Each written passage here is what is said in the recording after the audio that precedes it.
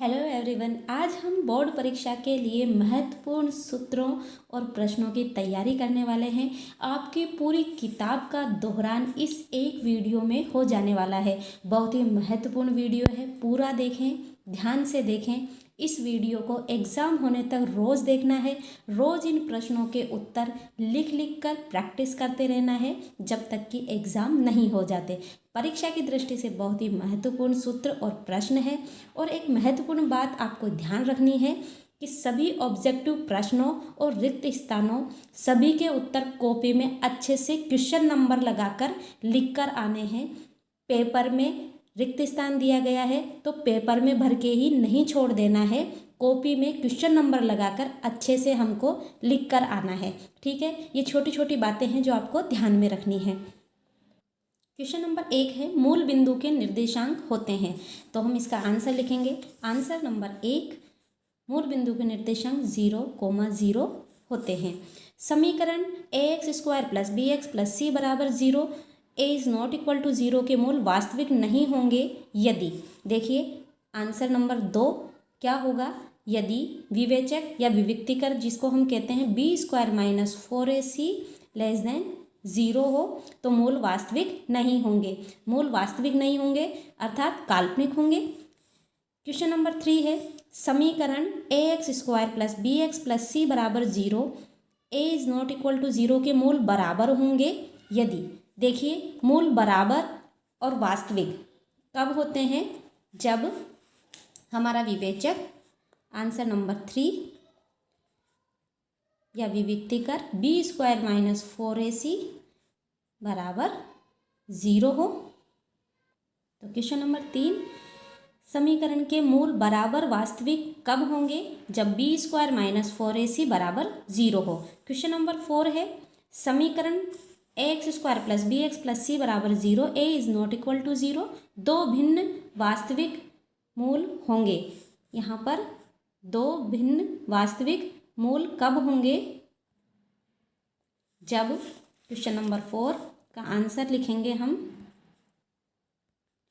b² - 4ac > 0 हो। Question number 5 है, एक वृत्त की कितनी स्पर्श रेखाएं हो सकती है। तो इसका आंसर होगा क्वेश्चन नंबर 5 का कि एक वृत्त की अनंत स्पर्श रेखाएं हो सकती है। वृत्त, क्वेश्चन नंबर 6 है, वृत्त पर स्थित एक बिंदु से स्पर्श रेखा खींची जा सकती है। क्वेश्चन नंबर 6 का आंसर होगा, वृत्त पर स्थित एक बिंदु से एक और केवल एक स्पर्श रेखा खींची जा सकती है। आंसर 6 लिखेंगे, एक और केवल एक। ठीक है, वृत्त पर स्थित एक बिंदु से एक स्पर्श रेखा खींची जा सकती है।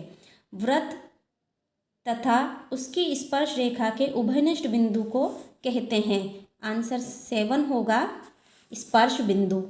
क्या कहते हैं, स्पर्श बिंदु। वृत्त को दो बिंदुओं पर प्रतिच्छेद करने वाली रेखा को कहते हैं। ऐसी रेखा को हम कहेंगे, यहाँ पर रिक्त स्थान में लिखेंगे छेदक रेखा या प्रतिच्छेद रेखा। ठीक है, क्वेश्चन नंबर 9 है, वृत्त की स्पर्श रेखा और त्रिज्या के बीच का कोण बनता है। वृत्त की स्पर्श रेखा और त्रिज्या के बीच कोण बनता है, इसका आंसर होगा 90 डिग्री या समकोण लिखेंगे। ठीक है, ये सब सवाल बहुत अच्छे से मैंने जब आपको प्रश्नावली पढ़ाई है और इनके महत्वपूर्ण सूत्रों के जो वीडियो है जो विस्तृत रूप से मैंने आपको समझाए हैं, उसमें मैं आपको चित्र बना के समझा चुकी हूँ। इसमें हम केवल दोहरान कर रहे हैं, तो इसमें डायरेक्ट हम प्रश्नों के आंसर लिख रहे हैं और समझ रहे हैं। ठीक है, क्वेश्चन नंबर 10 है, वृत्त के बाहर स्थित किसी बिंदु से जाने वाले वृत्त पर स्पर्श रेखाएं होती है। वृत्त के बाहर स्थित बिंदु से वृत्त पर स्पर्श रेखाएं 2 होती है। ठीक है, क्वेश्चन नंबर 11, वृत्त के स्पर्श रेखा और त्रिज्या के बीच का कोण बनता है 90 डिग्री का। क्वेश्चन नंबर 12 है, सभी वृत्त होते हैं। सभी वृत्त होते हैं, क्वेश्चन नंबर 12 का आंसर लिखेंगे समरूप। सभी वृत्त समरूप होते हैं। वृत्त के अंदर स्थित किसी बिंदु से जाने वाली वृत्त पर स्पर्श रेखा होती है। देखिए, वृत्त के अंदर स्थित किसी बिंदु से जाने वाली वृत्त पर स्पर्श रेखा होती है। इसका आंसर होगा कोई नहीं। आंसर 13। वृत्त के अंदर स्थित माना कोई बिंदु है तो इससे हम इस वृत्त पर कोई स्पर्श रेखा नहीं खींच सकते। ठीक है, वृत्त के अंदर स्थित किसी बिंदु से जाने वाले वृत्त पर स्पर्श रेखा, इसका आंसर होगा कोई नहीं। क्वेश्चन नंबर 14 है, वृत्त की स्पर्श रेखा स्पर्श बिंदु से होकर जाने वाली त्रिज्या के होती है। देखिए, समझिए, यहाँ पर यह एक वृत्त है, ये स्पर्श रेखा है और ये त्रिज्या है। तो त्रिज्या के लंबवत होती है स्पर्श रेखा, यहाँ पर 90 डिग्री का कोण बनाती है, इसको समकोण भी कहते हैं। ठीक है, तो यहाँ पर इसका आंसर हो जाएगा लंबवत। ठीक है, क्वेश्चन नंबर 14, स्पर्श रेखा स्पर्श बिंदु से होकर जाने वाली त्रिज्या के लंबवत होती है। इसका आंसर लिखेंगे हम, आंसर 14 लंबवत। ठीक है, क्वेश्चन नंबर 15 है, वृत्त के बाहर बिंदु से खींची गई अधिकतम स्पर्श रेखाएं होती है। वृत्त के बाहर से हमें स्पर्श रेखा खींचनी है तो इसके आंसर होगा 2। ठीक है, तो यहाँ पर क्वेश्चन नंबर 15 का आंसर हो जाएगा 2 और केवल 2। अर्धवृत्त में बना कौन होता है? अर्धवृत्त में बना कौन होता है? आंसर 16 90 डिग्री का या फिर समकोण। ठीक है, दोनों में से कुछ भी लिख सकते हैं। वृत्त का क्षेत्रफल का सूत्र लिखिए। वृत्त के क्षेत्रफल का सूत्र होता है पाई आर स्क्वायर, जहाँ पर आर त्रिज्या है। किसी वृत्त के व्यास के सिरों पर खींची गई स्पर्श रेखाएं परस्पर होती है। किसी वृत्त के व्यास के सिरों पर खींची गई स्पर्श रेखाएं होती है, समांतर होती है। तो यहाँ पर इसका आंसर क्वेश्चन नंबर 18 का आंसर हो जाएगा समांतर। ठीक है, समांतर। क्वेश्चन नंबर 19 है, एक द्विघात बहुपद के अधिक से अधिक शून्यकों की संख्या होती है। देखिए, द्विघात बहुपद है तो इसके अधिक से अधिक शून्यकों की संख्या 2 होगी।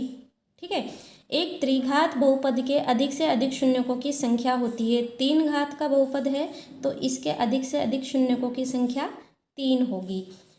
क्वेश्चन नंबर 21, वह रेखा जो त्रिज्या के अंतिम सिरे से होकर जाती है तथा त्रिज्या पर लंब है वृत्त की कहलाती है। इसका आंसर होगा स्पर्श रेखा। ये सभी आंसर हमें कॉपी में अच्छे से लिख कर आना है, आंसर नंबर लगाकर। ठीक है, हमसे पूछा जाता है तो पेपर में लिखकर नहीं आना है। यहाँ पर अगर ऑप्शन में इस तरह से 2 दिया गया है तो 2 के 2 आंसर लिखना है, और इसमें अगर 3 की जगह इस तरह से ना लिखा हो और इस तरह से लिखा हो तो हमें ये आंसर लगाना है। ठीक है, क्वेश्चन नंबर 22 है, वृत्त में अधिक से अधिक कितनी जीवाएं खींची जा सकती है? तो इसका आंसर होगा वृत्त में अधिक से अधिक अनंत की जा सकती है, अनंत जीवाएं। ठीक है, अगला क्वेश्चन नंबर 23 है, ax² + bx + c = 0, जहाँ a is not equal to 0 में शून्यांकों का योग लिखिए। शून्यांकों का योग बराबर लिखेंगे -b/a। ठीक है, क्वेश्चन नंबर 24 है, ax² + bx + c = 0, a is not equal to 0 में शून्यांकों का गुणनफल लिखो। शून्यांकों का गुणनफल होगा c/a। क्वेश्चन नंबर 25 है, द्विघात बहुपद का विविक्तीकर लिखिए। देखिए, विविक्तीकर, इसको विवेचक भी कहते हैं, ये होगा b² - 4ac। ठीक है, क्वेश्चन नंबर 26 है, द्विघाती सूत्र लिखो। द्विघाती सूत्र होता है -b + √b² - 4ac/2a। ठीक है, क्वेश्चन नंबर 27 है, श्रीधराचार्य सूत्र लिखो। देखिए, द्विघाती सूत्र और श्रीधराचार्य सूत्र एक ही होता है, किसी भी नाम से पूछा जाए हमें आंसर लिख देना है, बता देना है। ठीक है, द्विघाती सूत्र और श्रीधराचार्य सूत्र समान ही है, द्विघाती और श्रीधराचार्य फॉर्मूला तो -b plus minus √b² minus 4ac बटा 2a। क्वेश्चन नंबर 28, वर्गीकृत आंकड़ों का माध्य ज्ञात करने का सूत्र लिखिए। इसको हम लिखेंगे माध्य बराबर सिग्मा fi xi बटा सिग्मा fi।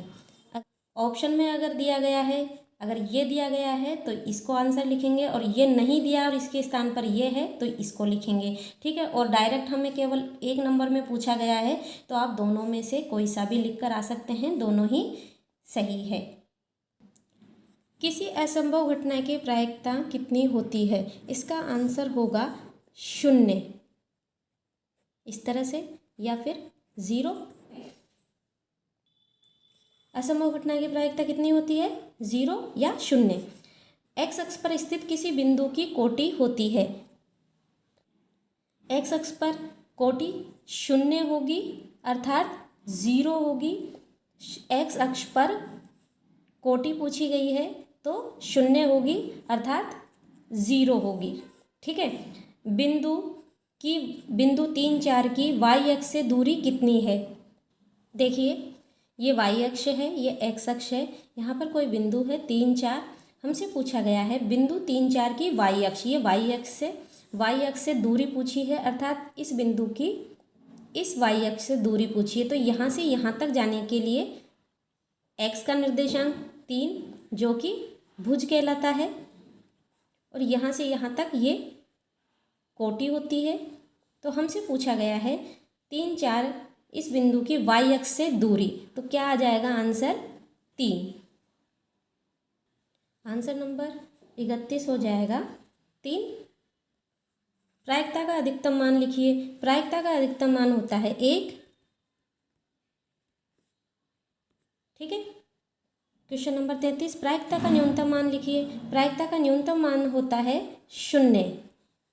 0। ठीक है, क्वेश्चन नंबर 34 है, परिमेय और अपरिमेय संख्याएं मिलकर बनाती है। परिमेय और अपरिमेय संख्याएं मिलकर क्या बनाती है? वास्तविक संख्याएं। वास्तविक संख्याएं। अगला है, बिंदु -3, 5 कौन से चतुर्थांश में होगा? क्वेश्चन नंबर 35 है कि बिंदु कौन से चतुर्थांश में होगा। देखिए, -3 और 5 है, -x का निर्देशांक इधर आएगा और 5 जो प्लस का है वो यहाँ आएगा। तो इस वाले चतुर्थांश में -3, 5 निर्देशांक होंगे, तो ये है द्वितीय चतुर्थांश। तो हमारा आंसर हो जाएगा द्वितीय चतुर्थांश। ठीक है, क्वेश्चन नंबर 36, वृत्त के त्रिज्यखंड का क्षेत्रफल लिखिए। त्रिज्यखंड का क्षेत्रफल का सूत्र, वृत्त के त्रिज्यखंड के क्षेत्रफल का सूत्र होता है, वृत्त के त्रिज्यखंड का क्षेत्रफल बराबर πr² थीटा बटा 360 डिग्री। क्वेश्चन नंबर 37 है, बहुलक ज्ञात करने का सूत्र लिखिए। बहुलक का सूत्र होता है L plus f1 minus f0 बटे 2f1 minus f0 minus f2 गुणा h। अगला है 38 नंबर का क्वेश्चन है, माध्यक ज्ञात करने का सूत्र लिखो। माध्यक बराबर L प्लस n बटा 2 माइनस CF बटा F गुणा H। ये दोनों ही सूत्र सांख्यिकी जब हमने पढ़ी है, इनके वीडियो में बहुत अच्छे से मैंने समझाया है। H क्या है, L क्या है, F1 F0 F2 के बारे में, और n/2 CF H इन सब के बारे में मैं आपको पहले वीडियो में समझा चुकी हूँ। अभी हम दोहरान कर रहे हैं, इसलिए हम सीधे ही सूत्र पढ़ रहे हैं, लिख रहे हैं। 39, माध्य बहुलक माध्यक में संबंध बताइए। 3 माध्यक बराबर बहुलक प्लस 2 माध्य, ये संबंध होता है। इसमें हमें ध्यान रखना है किसी भी तरह से पूछा जाए, बहुलक को इधर पक्षांतरण करके इस तरह से लिख दिया जाए तो भी हमें पहचानना आना चाहिए दो माध्य। अगर यहाँ दो माध्य को यहीं रहने दिया जाए, बहुलक का पक्षांतरण कर दिया जाए तो ये बन जाता है दो माध्य बराबर त्रिमाध्यक, पक्षांतरण करने पर प्लस का है बहुलक तो माइनस बहुलक। अगर ऑप्शन में इस तरह से नहीं दिया गया है और इस तरह से दिया गया है तो भी हमें पहचानना आना चाहिए, या फिर बहुलक बराबर, बहुलक को यहीं रहने दिया जाए, इस माध्य को इधर भेज दिया जाए तो ये हो जाता है तीन माध्यक माइनस दो माध्य। इस तरह से तीनों रूप हमें पता होना चाहिए। क्वेश्चन नंबर 40 है, एपी का एनवा पद ज्ञात करने का सूत्र लिखिए। एपी का एनवा पद ए एन बराबर ए प्लस एन माइनस एक डी होता है, जहाँ ए प्रथम पद है और डी सार्वंतर है। एपी के प्रथम एन पदों का योग का सूत्र लिखो। एपी के प्रथम एन पदों का योग है, योग पूछा है तो इसको एस एन बराबर एन बटा दो two a plus n minus एक डी, ये होता है एपी के प्रथम एन पदों का योग का सूत्र।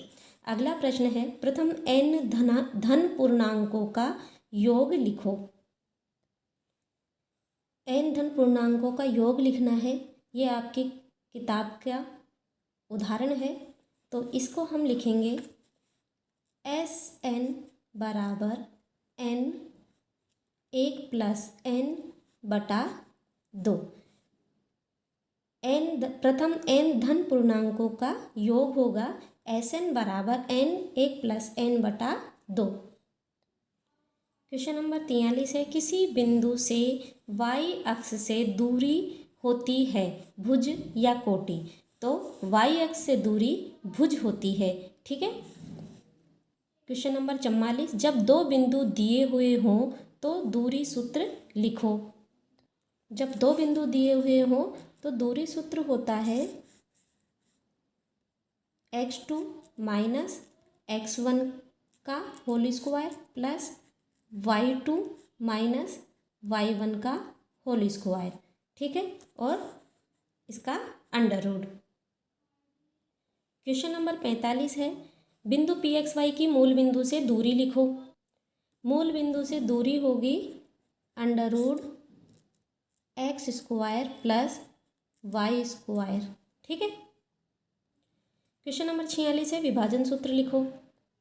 विभाजन सूत्र होता है x बराबर m1 x2 plus m2 x1 बटा m1 प्लस m2, ये x निर्देशांक हुआ, और y बराबर m1 y2 plus m2 y1 बटा m1 प्लस m2।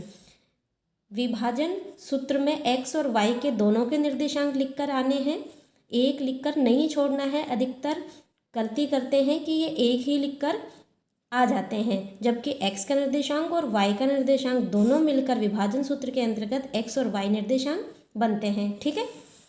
अगला सवाल है, दो त्रिभुज सर्वांगसम कहे जाते हैं जब उनके आकार तथा आमाप समान या असमान। तो इसका आंसर हो जाएगा, दो त्रिभुज सर्वांगसम कहे जाते हैं जब उनके आकार तथा आमाप समान हो। हमें समान लिखकर आना है,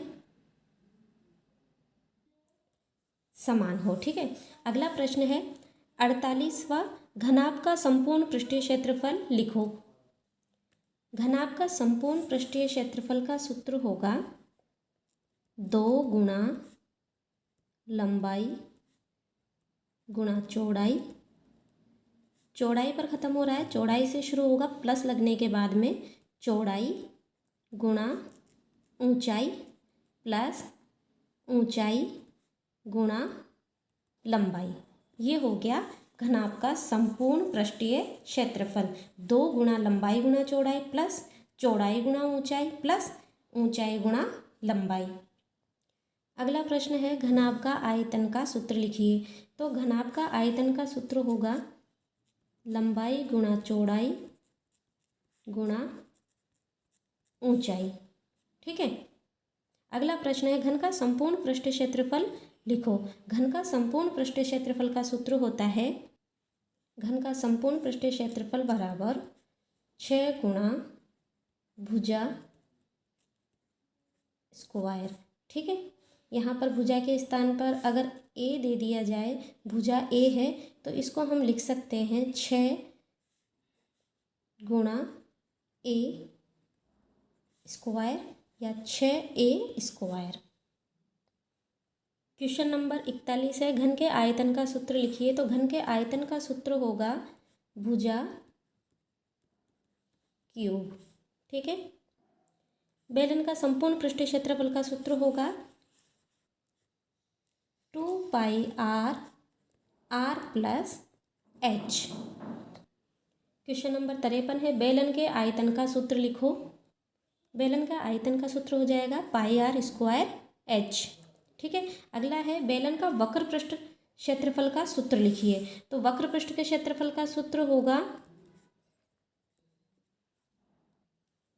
बेलन का वक्र पृष्ठ का क्षेत्रफल 2πr h। क्वेश्चन नंबर 55 है शंकु का वक्र पृष्ठीय क्षेत्रफल का सूत्र लिखिए। तो शंकु का वक्र पृष्ठीय क्षेत्रफल का सूत्र हो जाएगा πr_l। क्वेश्चन नंबर 56 है शंकु के आयतन का सूत्र लिखो। तो शंकु के आयतन का सूत्र हो जाएगा 1/3 πr² h। शंकु का आयतन बराबर 1/3 πr² h। शंकु की तिर्यक ऊंचाई का सूत्र लिखिए। तो शंकु की तिर्यक ऊंचाई l होती है, इसका सूत्र होता है √r² प्लस h²। शंकु का संपूर्ण पृष्ठीय क्षेत्रफल का सूत्र क्वेश्चन नंबर 58 का आंसर होगा πr l plus r। Question number 59 गोले का पृष्ठीय क्षेत्रफल का सूत्र लिखिए। गोले का पृष्ठीय क्षेत्रफल का सूत्र होगा 4πr²। क्वेश्चन नंबर 60 है गोले के आयतन का सूत्र लिखिए। गोले का आयतन होगा 4/3 πr³ क्वेश्चन नंबर 61 है अर्धगोले का वक्र पृष्ठ का क्षेत्रफल लिखो। तो इसका अर्धगोले का वक्र पृष्ठ का क्षेत्रफल का सूत्र होगा 2πr²। अर्धगोले का संपूर्ण पृष्ठ का क्षेत्रफल लिखो। अर्धगोले का संपूर्ण पृष्ठ का क्षेत्रफल होगा 3πr²। इन सभी सूत्रों को मैं अच्छे से पार्ट फर्स्ट, पार्ट सेकंड और पार्ट 3 जो शुरुआत के वीडियो हैं उनमें मैं समझा चुकी हूँ। हम अभी दोहरान के लिए सीधे सूत्र लिख रहे हैं। ठीक है।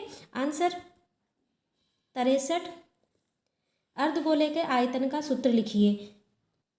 अर्धगोले के आयतन का सूत्र होगा 2/3 πr³। प्रश्न नंबर 64 है प्रायिकता ज्ञात करने का सूत्र लिखिए। प्रायिकता को PE से लिखेंगे बराबर अनुकूल परिणामों की संख्या बटे कुल परिणामों की संख्या। क्वेश्चन नंबर 65 है रैखिक समीकरण युग्मों में प्रतिच्छेदी, समांतर, संपाती और संगत असंगत की स्थिति बताओ।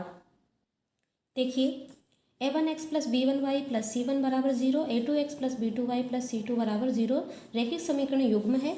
यहाँ पर अगर अनुपातों की तुलना की जाए a1/a2 is not equal to b1/b2 हो तो प्रतिच्छेद रेखा होगी, केवल एक अद्वितीय हल होगा और इस तरह के हल को संगत हल कहते हैं। ठीक है। और दूसरी स्थिति बनती है जिसमें अगर a1/a2 बराबर b1/b2 बराबर c1/c2 हो तो ये संपाती होगी रेखाएं। इनके अपरिमित रूप से अनेक हल होंगे और ये हल संगत कहलाते हैं। ठीक है। तीसरी कंडीशन होती है a1/a2 बराबर b1/b2 is not equal to c1/c2 हो, तो समांतर रेखाएं होंगी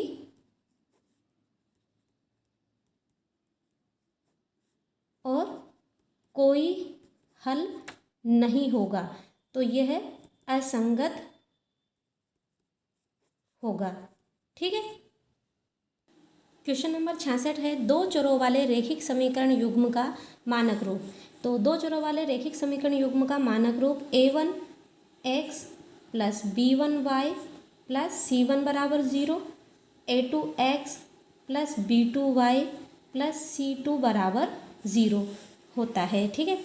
क्वेश्चन नंबर 67, दो चरों वाले रैखिक समीकरण निकाय को हल करने की विधि है। देखिए, प्रतिस्थापन विधि, विलोपन विधि, वज्रगुणन विधि या उपरोक्त सभी।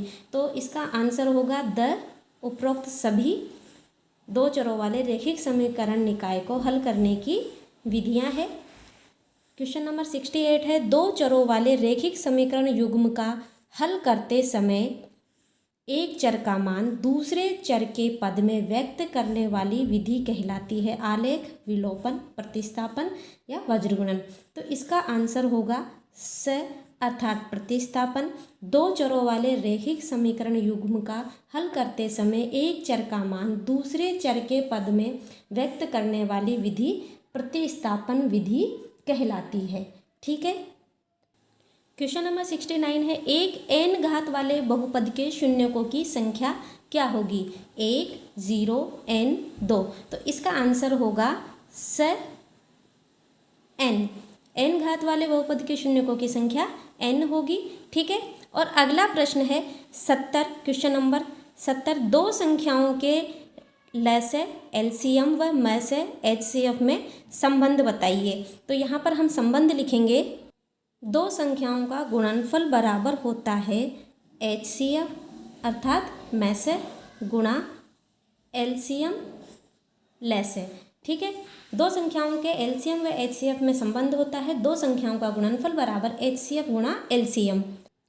आज का वीडियो कैसा लगा कमेंट में ज़रूर बताएं। वीडियो को लाइक करना ना भूलें और जो चैनल पर नए हैं चैनल को सब्सक्राइब ज़रूर कर लें, जिससे आने वाले सभी महत्वपूर्ण वीडियोस आप आसानी से देख पाएँ।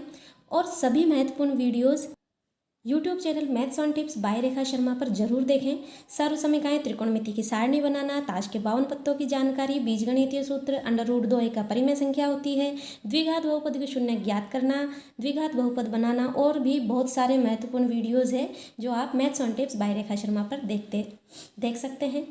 हंसते रहिए, मुस्कुराते रहिए और पढ़ते रहिए गणित। Thanks for watching. Bye bye.